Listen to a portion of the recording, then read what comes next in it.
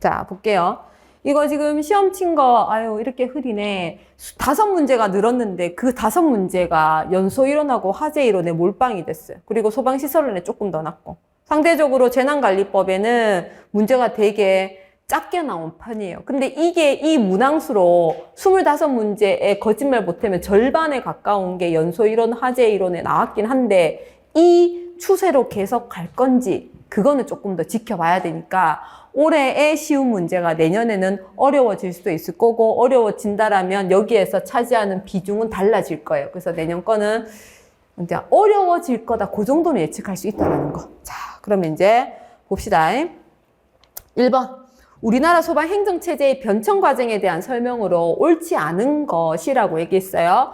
그래서 보면 중앙위원회 소방 설치가 1946년이라고 아주 친절하게 갈로로 연도도 표시해놨네.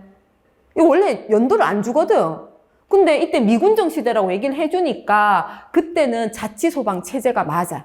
그리고 그 이후에 임시정부가 수립되면서 그게 다시 국가소방 체제로 넘어왔어요.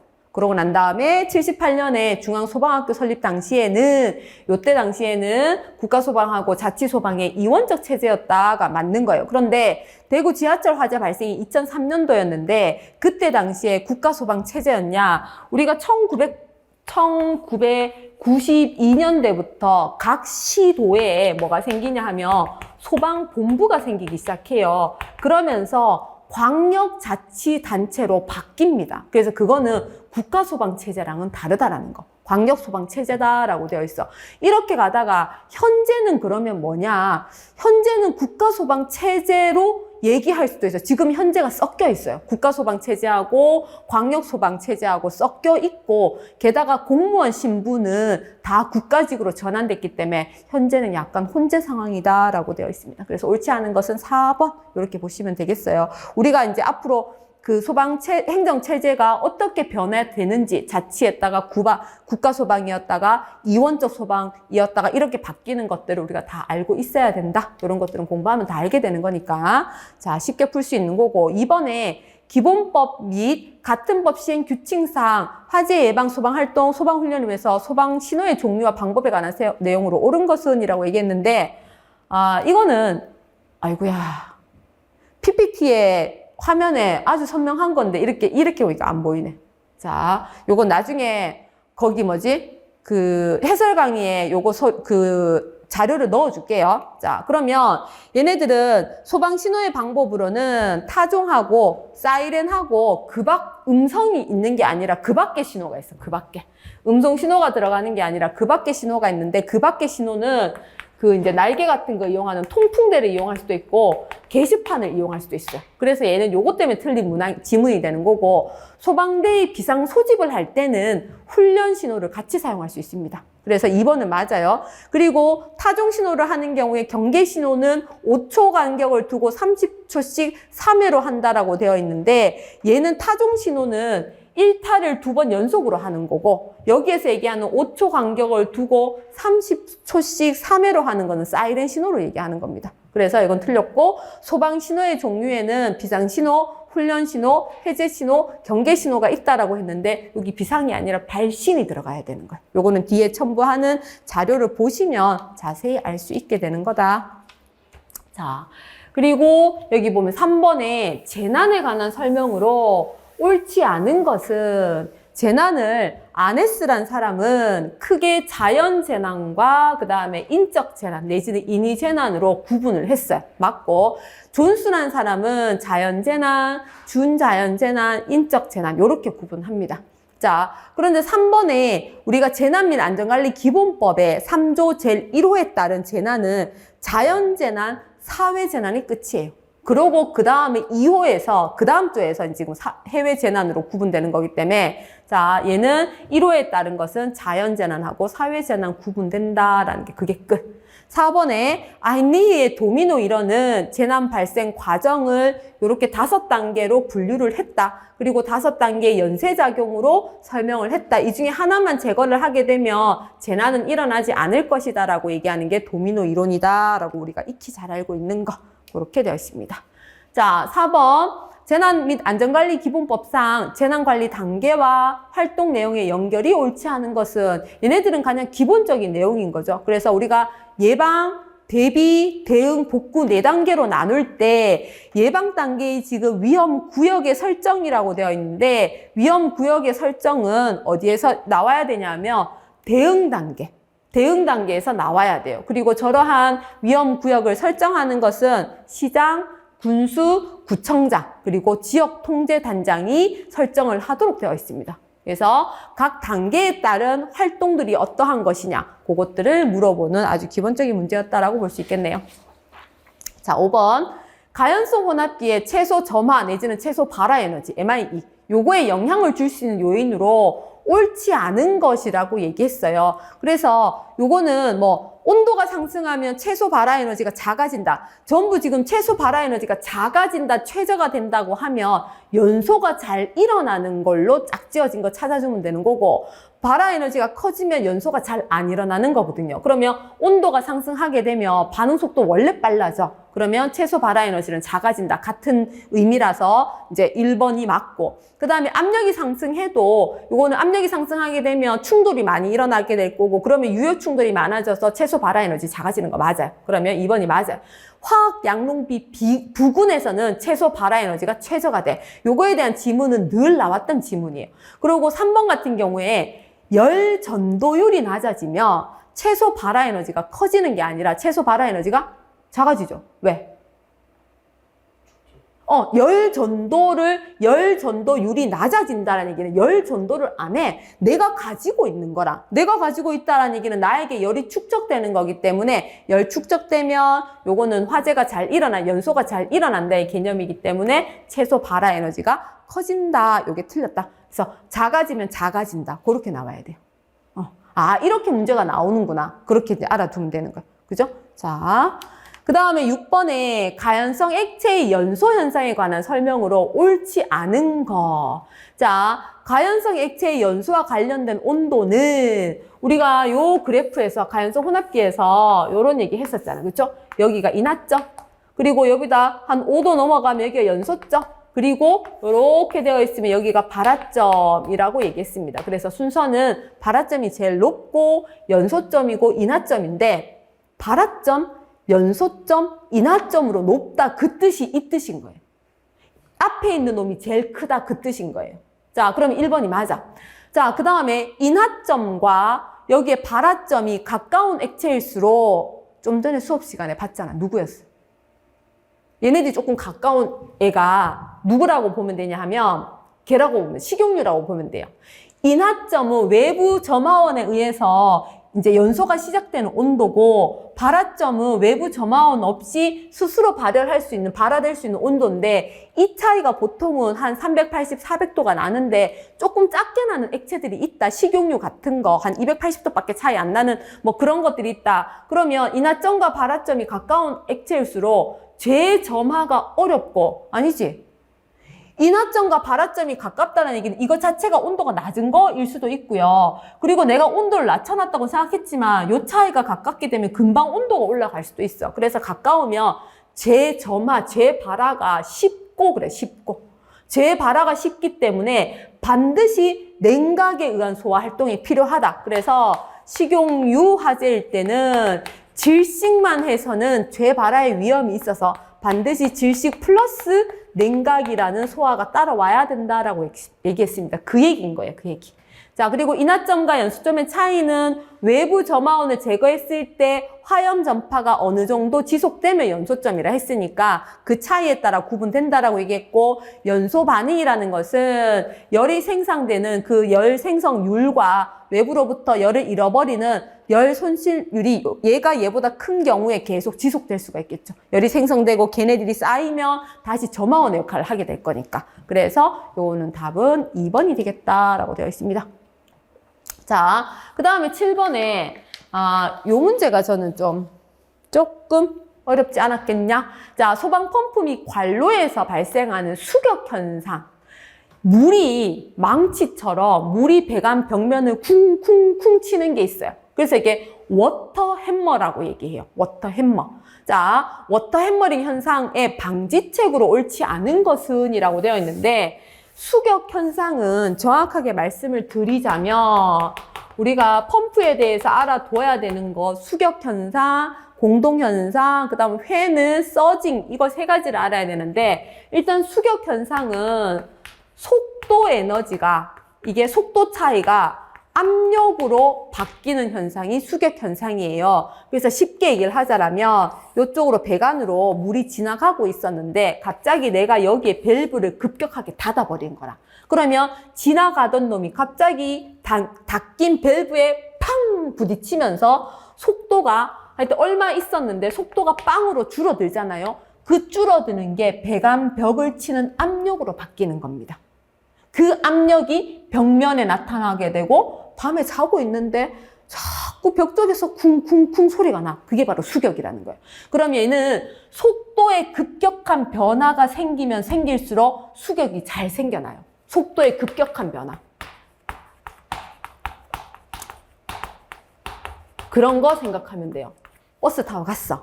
손잡이 잡았는데 아저씨가 급 출발. 그럼 갑자기 팍 움직이는 거하고 급 점거. 그럼 갑자기 팍 서는 속도의 급격한 현상이 생기게 되면 나는 계속 가고자 하고 나는 계속 서고자 하는 관성이라는 것 때문에 이러한 압력이 발생하게 되고 그 압력 때문에 벽면을 치는 수격 현상이 발생한다. 그러면 일반적으로 현장에서는 어떻게 하냐면 수격을 방지하는 수격 방지기라는 게 있어. 그래서 방지기를 설치하면 되는 거고 관로에 그런 수격을 흡수하는 서지 탱크라는 걸 달면 돼요.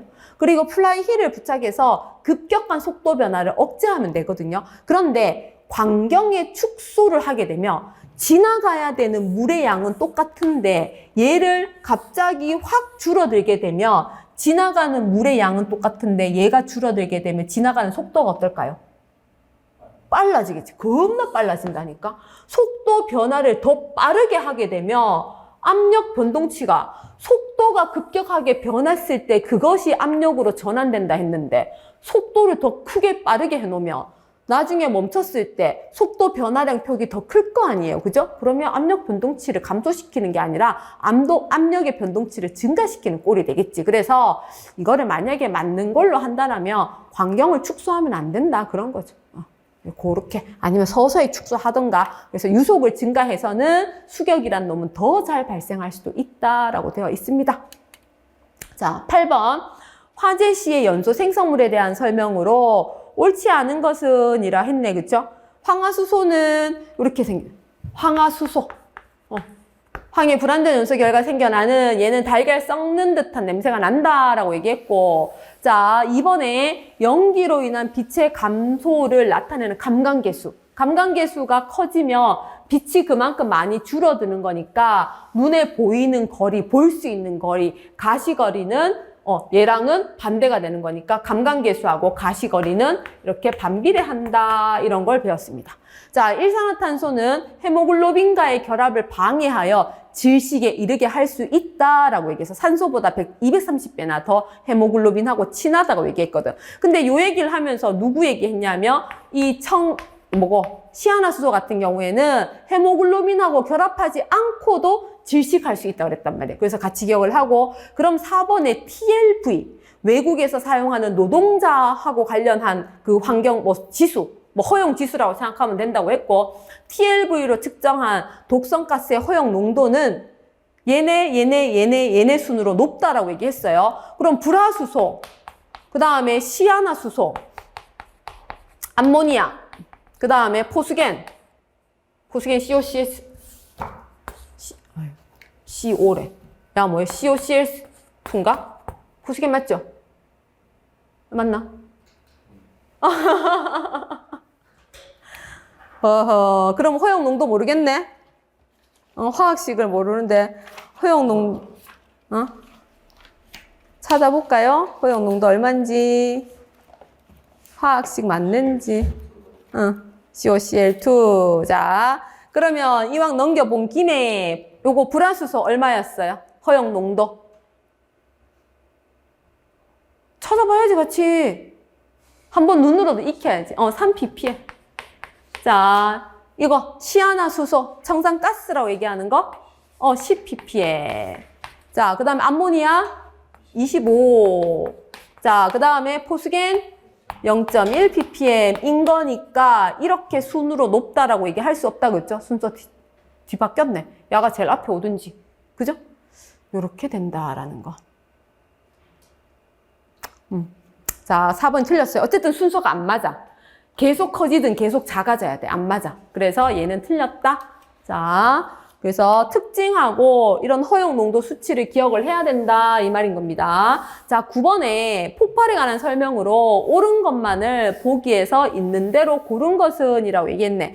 증기 폭발은 액체의 급속한 기화로 기화가 돼서 증기가 되면 기체가 이제 부피가 늘어날 거니까 최적이 팽창되어 발생하는 현상이다니까 기억이 맞아요. 그죠?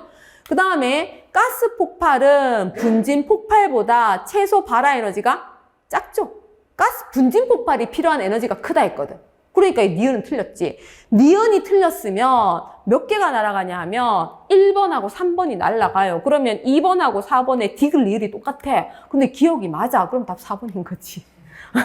아니, 뭐 이렇게. 그렇지만 문제는 무조건 끝까지 읽어야 돼요. 알았죠? 자, 분해 폭발은 공기나 산소와 섞이지, 즉 가연성 가스가 없어도, 가연성 가스 자체, 얘네들 필요 없어도, 그 지연성 가스가 없어도 가연성 가스 자체의 분해 반응열에 의해서 폭발하는 현상이다. 아세틸렌, 산화아세틸렌, 히드라진 뭐 이런 게 있다고 얘기했고, 폭발 범위, 즉 연소 범위는 압력이나 온도가 상승할수록 분자 간 유효 충돌할 가능성이 높아지기 때문에 넓어진다라고, 즉 쉽게 폭발할 수 있고 쉽게 연소할 수 있다라고 되어 있습니다. 그래서 답은 4번이 되겠습니다.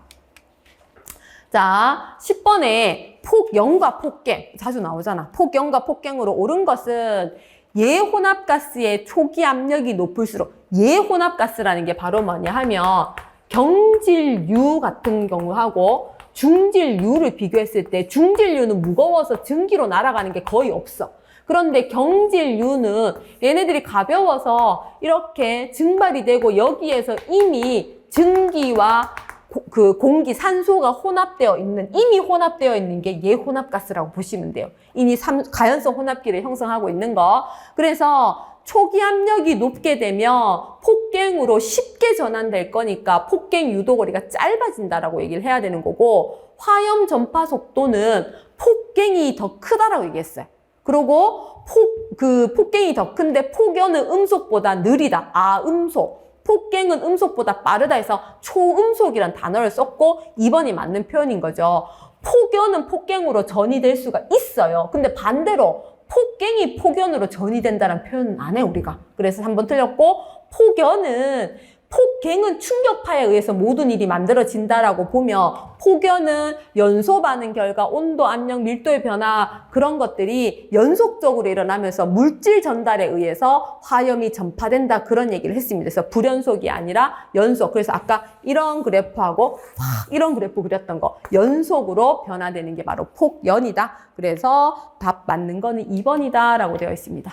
자, 그 다음에 이제 분진폭발. 분진폭발에 영향을 미치는 인자에 관한 설명으로 옳은 것은, 요 분진이 있으면 여기 가연물 표면이 열분해가 되고, 열분해가 돼서 가연성 증기가 만들어지면 주변에 있는 공기와 혼합해서 가연성 혼합기가 만들어져서 그때 빵빵빵빵 터진다고 했어요. 그럼 옳지 않은 거, 발열량이 클수록 폭파하기 쉬울 거고, 부유, 얘네들 공기 중에 유동하고 있어야 된다 했거든. 그래서 부유성이 클수록 잘 섞일 거니까, 공기랑 잘 섞여서 가연성 혼합기를 잘 만들 거니까 폭발이 용이해지고, 분자 입자 직경, 즉 크기에 영향을 받는 이유가 이 표면에서 분해하고 표면에서 반응하기 때문에 크기가 작을수록 표면적이 커요. 그래서 영향을 받는다로 얘기를 하는 거고, 단위 최적당 표면적이 커야 폭발이 용이해지는 겁니다.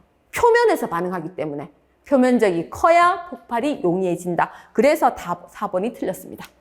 자, 12번 전기화재랑 주방화재에 대한 설명으로 옳지 않은 거. 주방화재의 가연물 중 하나인 식용유의 발화점은 아까 썼죠? B점보다 낮다. 보통 유류는 발화점이 여기 있고 B점이 여기 있고 인하점이 여기 있다 그랬어. 그리고 이 온도 차이가 꽤나 넓다라고 얘기했는데 식용유는 B점이 발화점보다 아래에 있다라고 얘기했습니다. 그죠? 인화점 요렇게. 그리고 얘네 사이가 60도 정도밖에 차이가 안 나. 그래서 이미 자연 발화가 됐다라는 것은 이미 B점까지 올라왔다라는 거고, B점까지 올라온 그 상태에서 만약에 화염을 없앴다 하더라도 끊임없이 끌어서 가연성 증기를 형성할 수 있기 때문에 재발화가 굉장히 쉽다, 그런 얘기예요. 그래서 발화점은 B점보다 낮다. 발화점은 B점보다 낮다 맞고, 그 다음에 도체 주기 자기장의 변화에 의해서 발생한 유도전류는 점화원으로 작용할 수가 있어요. 유도전류는 식용유 화재로 인한 화재 시 유면상의 화염을 제거하며 복사열에 의한 기화를 차단할 수가 없어요. 이미 이 유면에서 화염이 났다라는 것은 이 유면에 증기가 생겼다라는 거고, 그 증기라는 것은 B점에 도달했기 때문에 증기가 생긴 거라. 그렇다고 해서 얘만 화염만 제거한다 하더라도 얘가 이미 B점에 도달했기 때문에 B점에 도달한 이상 무조건 자연 발화점보다 온도가 높아지기 때문에 냉각을 하지 않으면 재발화를 방지할 수가 없어. 그래서 화염만 제거한다고 해서 재발화를 방지할 수 있는 게 아니라 화염을 제거하고 반드시 여기 B점 이하, 발화점 이하, 발화점 이하의 이 온도까지 온도를 떨어뜨려야 재발화를 할 수 있어요. 냉각이 따라오지 않으면 백발백중 재발하다. 3번. 옳지 않은 게 3번이에요. 4번은 이제 전류가 원래 지나가야 되는 전선 이외의 다른 곳으로 빠져나가는 게 누전. 이게 샌다란 뜻인 거니까 4번이 맞는 지문이에요. 자, 13번에 화재 시 구획실에서 발생하는 현상에 대해서 옳은 것은 계구부 크기는 플래시오버 발생과 관련이 있어요. 일반적으로 클수록 플래시오버가 발생 잘한다 했고, 아주 작거나 아주 크면 또 발생을 안 한다고 했어. 그리고 구획실의 창문과 문 손잡이의 온도로 눈에 연기나 화염이 안 보이더라도 그 손잡이 온도 만져보고 뜨거우면 백드래프트를 우리가 발생을 예견할 수 있다라고 얘기했으니까 2번도 틀린 거고, 중불연성이나 불연성의 내장재를 사용하게 되면 플래시오버까지 발생 시간이 길어지겠죠. 그죠? 그럼 3번은 맞고, 구획실 내에 산소가 부족해서 훈소 상태인데 공기가 다량으로 갑자기 공급되면 가연성 가스가 순간적으로 폭발하듯이 발화하는 현상이 바로 백드래프트가 되게요. 그죠? 이때 말하는 가연성 가스는 일산화탄소가 그 역할을 주로 한다라고 되어 있습니다. 그래서 4번도 틀렸고 3번이 맞는 거다. 자, 그 다음에 14번에 그림이 어떻게 되어 있냐면, 자, 그림이 이렇게 되어 있습니다. 그림이 이렇게 되어 있고, 구획실의 크기가, 가로가, 단위가 10,000mm인데, 결국 동그라미 하나 없애면, 3개 없애면 10m. 자, 세로가 80m, 높이가 3m. 이래 되는 구획실에 가연물 A와 가연물 B가 놓여져 있다. 그러면 이때 구획실의 화재 하중을 구하여라. 다른 조건 무시하고 소수점 셋째 자리에서 반올림 하세요라고 했는데, 화재 하중은 이렇게 구하거든요. 4,500, 여기서 말하는 4,500은 목재 단위 발열량이에요. 그럼 4,500 곱하기 A. A는 이 가연물의, 요 A가 아니고 바닥 면적이 되는 거예요. 바닥 면적. 바닥 면적은 요 면적을 얘기하는 겁니다. 그러고 난 다음에 요거는 뭐냐 하면 두 가연물이 탔을 때, 이 구획실 내에 가연물이 탔을 때 발생하는 총 발생 열량. 그러면 계산 한번 해볼게요. 4,500에다가 그 다음에 여기 지금 얘네들이 다 제곱미터가 들어가야 돼요. 제곱미터. 그래서 내가 일부러 이걸 미터로 고친 거예요. 그러면 바닥 면적은 가로 80에 세로 800인 거니까 80인 거니까 10에 80인 거니까 800제곱미터 이렇게 가는 거예요. 8m예요? 맞네. 8m네. 자, 그러면 80 이렇게 가는 거고. 그 다음에 A가 타게 되면 A의 질량이 200kg에 단위 발열량이 2000인 거니까 둘이 곱하면 돼. 그럼 킬로그램 없어지고 킬로칼로리만 남거든. 그러면 2000 곱하기 200 더하기, 그 다음에 B가 타게 되면 질량이 1000kg에 단위 발열량 9,000이니까 9,000 곱하기 100. 100kg. 이렇게 돼요. 이것만 계산하면 돼. 그러면 계산하면 3.61. 아마 이렇게 나올 거예요.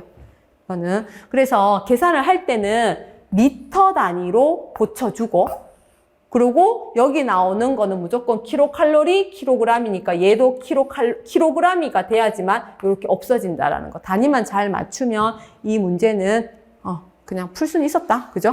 쉬웠다. 자, 그 다음에 15번. 구획실 화재에 관한 설명으로 옳지 않은 것은 이라고 얘기했습니다. 플래시오버 이후에는 연료 지배형 화재가 환기 지배형 화재, 보다 환기 지배형 화재가 지배적이다. 이렇게 화재가 상상이 되면 여기가 플래시오버라고 했고, 이전에는 바로 누가 없다고 얘기했냐면 가연물이 없어. 가연물이 없는 거니까 연료 지배형이라고 했고, 플래시오버를 기점으로 최성기로 넘어가게 되면 이때는 환기 지배형이라고 했습니다.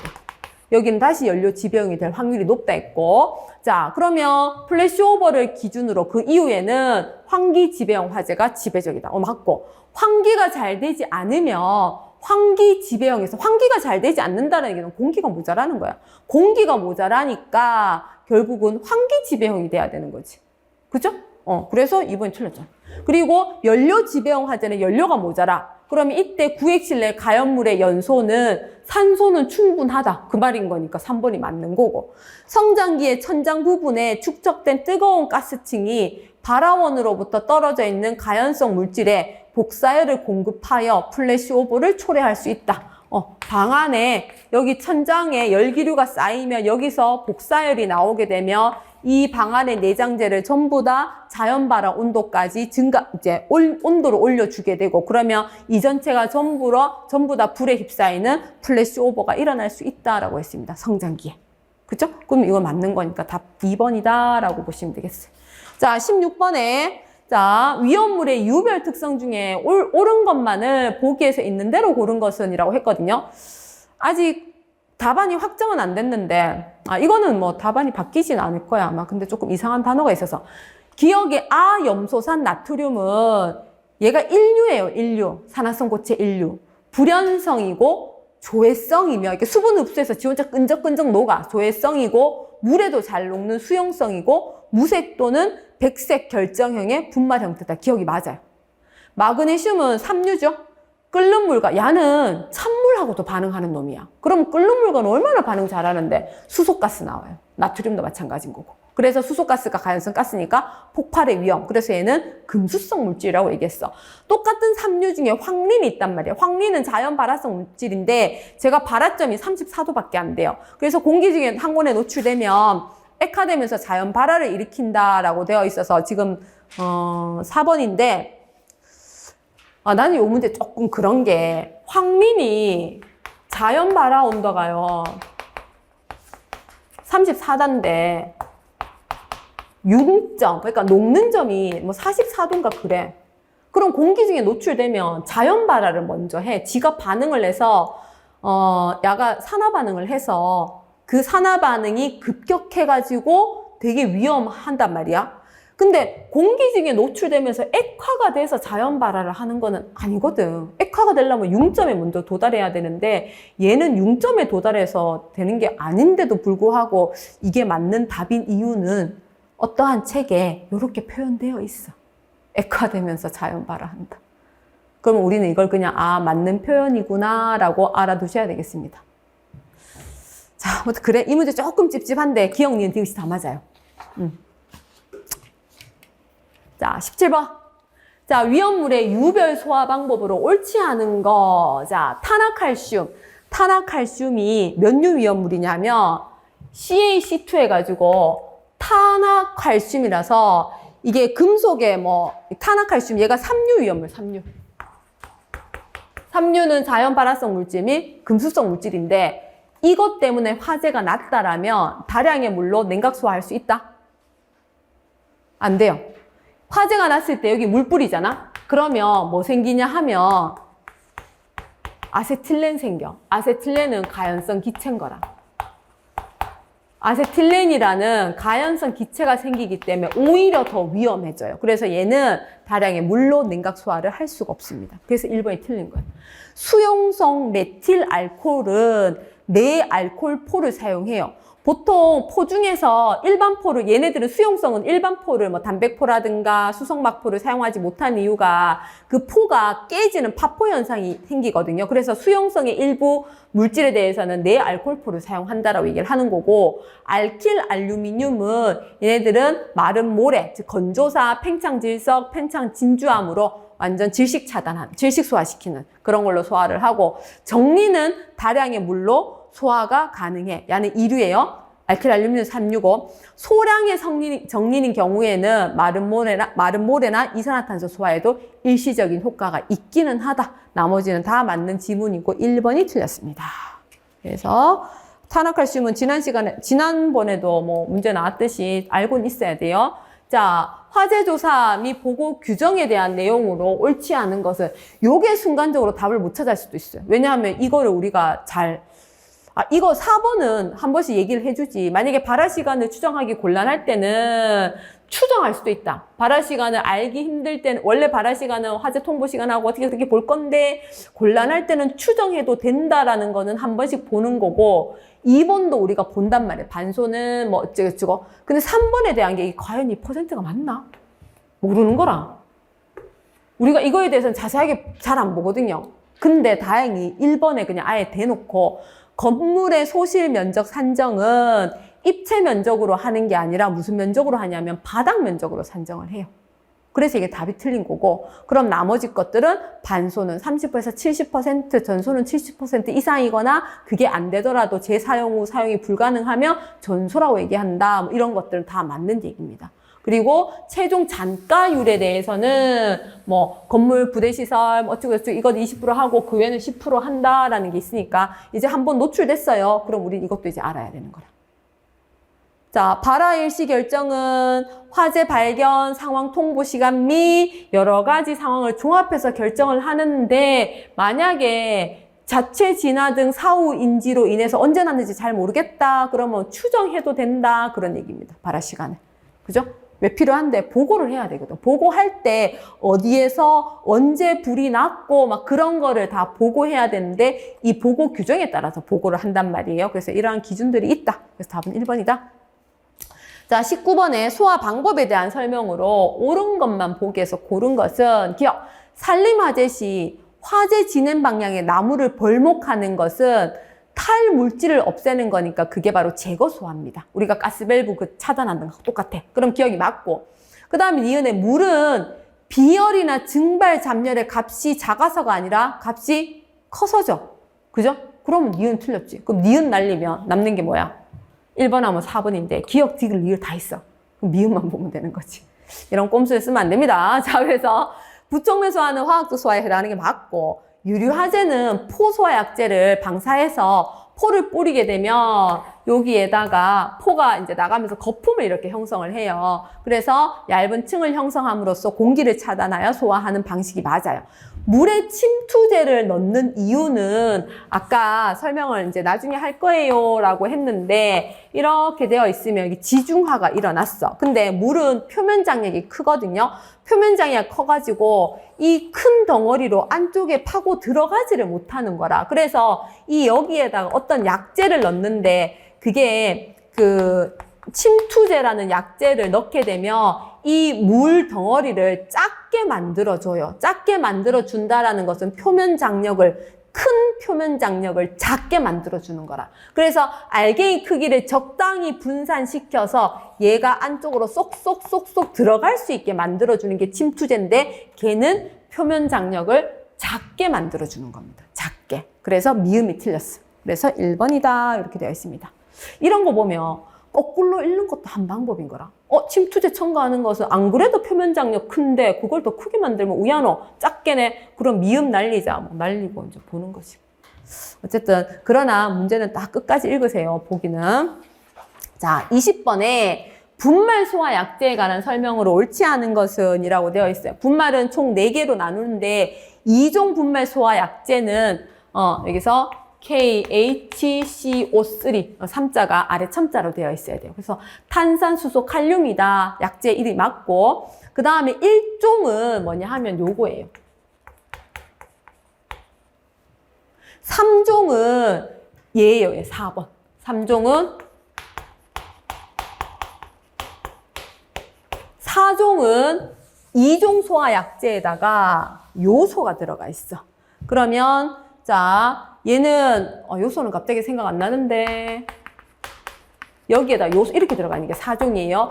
근데 1, 2, 3종 얘들 이제 약재를 뿌리게 되면 이제 그 열에 의해서 이것들이 분해를 하거든. 분해를 할 때 열에 의한 분해여서 열분해인데 요거 CO2가 생성된다라고 볼라 하니 뭐 CO2를 갖고 있어야 만들지. 그럼 야는 CO2 만들 수 있을 것 같고 야도 만들 수 있을 것 같아. 야도 만들 수 있을 것 같아. 근데 여기에 C 있어 없어? 없잖아요. 그죠? 여기에 CO2가 나올 거리가 없는 거라. 그래서 열분해 때 이산화탄소 3종은 안 생겨요. 그래서 답이 2번인 거예요. 틀린 거. 1, 2종은 생기는데 3종은 생기지를 않는다. 자, 그 다음에 3번에 1종 소화약제의 주된 성분은 이제 제가 탄산수소 나트륨이 1종 소화약제 이제 성분이고 얘네들이 BC급. 그러니까 얘도 BC급, 얘도 BC급, 얘도 BC급에 적응성이 있는데 얘는 A급에도 적응성이 있어.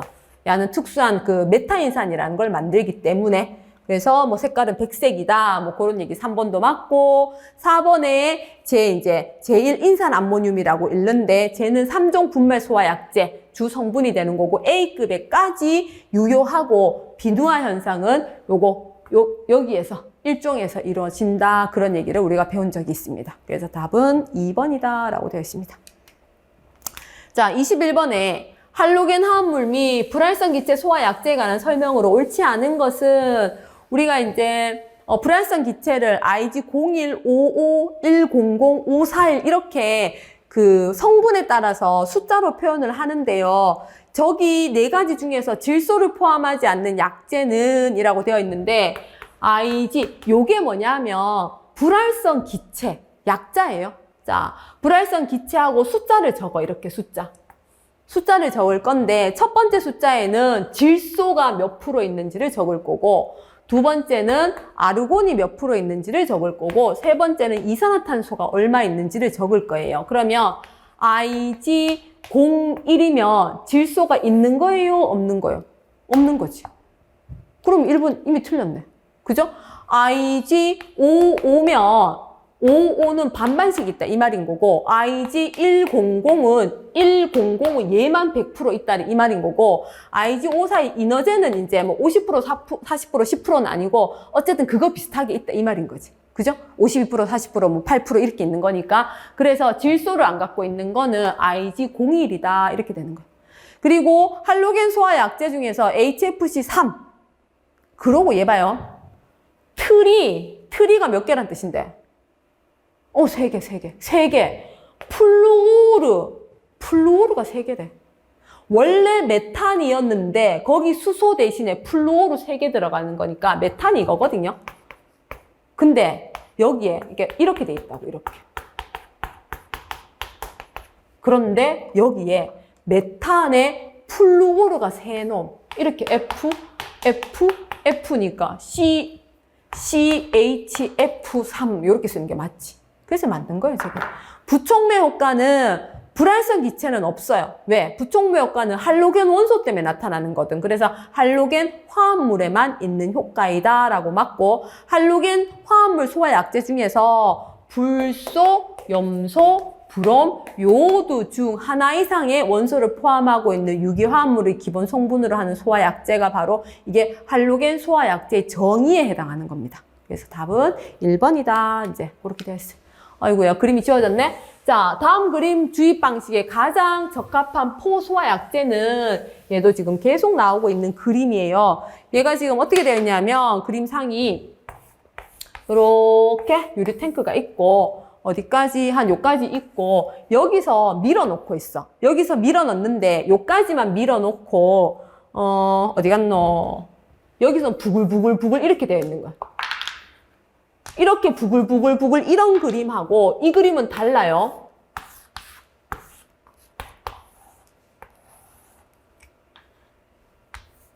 요 그림은 달라.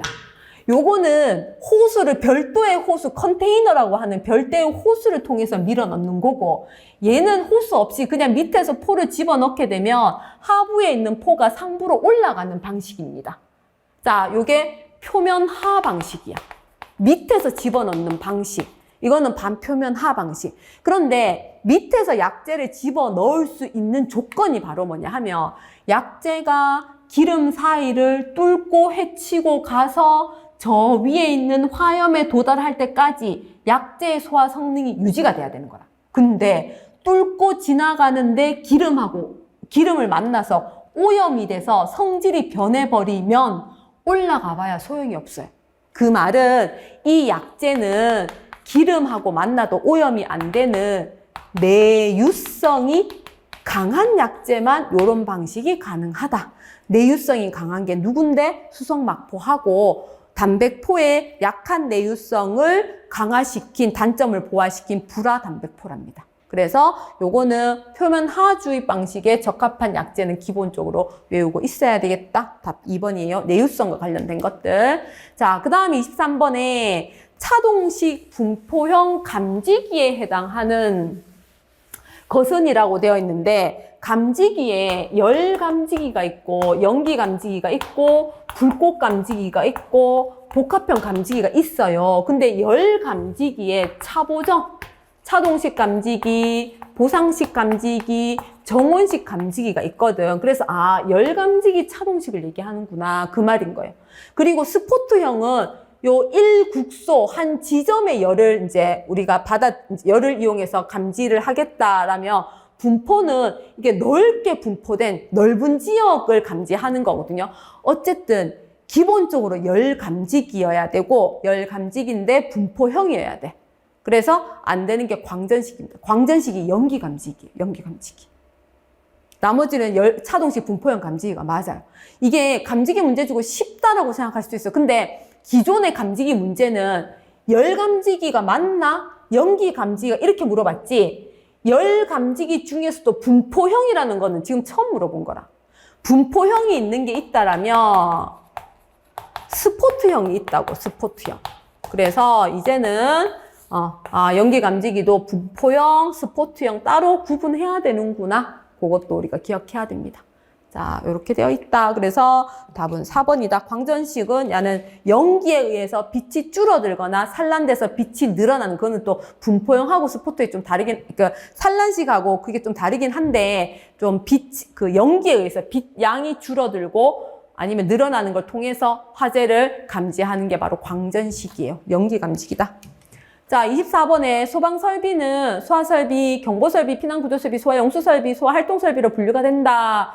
네모 박스에 있는 거는 화재를 진압하거나 인명구조활동을 하는 거라 했는데, 이거 누가 하는 거예요? 화재 진압하고 인명구조활동 누가 하는 건데? 당신들이 할 거잖아, 소방관. 그래서 이거를 소화활동설비라고 얘기하는 거, 소화활동설비. 그래서 우리가 이것도 배울 건데, 소화설비, 소화활동설비 이렇게 쭉 나눌 건데, 소화활동설비에 얘네들이 들어가요. 제연설비, 살수설비, 무선통신 보조설비, 비상콘센트 이렇게 들어가는데, 인명구조설비라는 것은 그냥 내가, 제실자가 피난할 때 사용하는 거다 보니까 얘는 요 위에 있는 피난구조설비에 들어가는 겁니다. 그래서 얘는 2번 되겠다. 자, 마지막에 25번이에요. 포소화 설비에 대한 설명으로 옳지 않은 것은, 자, 팽창비란 최종 발생한 포 수용액의 최적을 원래 포 최적으로 나눈 거다라고 얘기했는데, 포 수용액이 있어요. 포 수용액은 포에다가 물을 더한 거란 말이에요. 여기가 지나갈 때 공기가 빨려 들어가게 되고, 그럼 이게 거품으로 생기는데, 얼만큼 거품이 많이 만들어지는데, 그게 이제 팽창비의 개념이라고 본다라면,